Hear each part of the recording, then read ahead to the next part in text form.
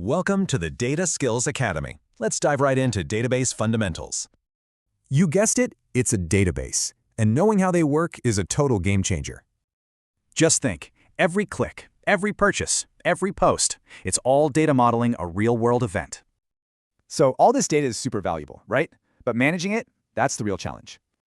So how do we tackle this? Well, we use a very specific, powerful piece of software.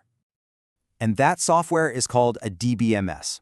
It's the pro tool for managing huge amounts of data.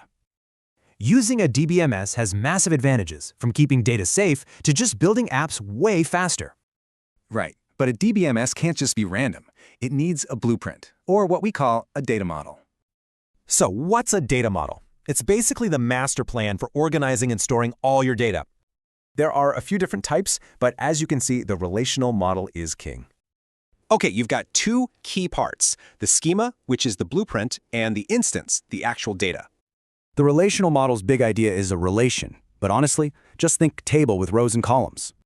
In this table, the columns are called attributes, and each row is a unique record or tuple. We use primary keys to make sure every row is unique, and foreign keys to link tables together. Okay, so we have the structure, but how do we actually talk to the database? We need a language. And that language is SQL. It's been the universal standard for relational databases since way back in 1987. With SQL, you can pretty much do it all, from creating the structure to managing the data inside. We can break SQL commands down into four main jobs: defining, querying, manipulating, and controlling data. First up is DDL. Think of these as the architect's tools for building or changing the database structure. Then there's DQL. This is all about asking questions to get the exact data you need. Next, DML is for manipulating the actual data, inserting, updating, or deleting records.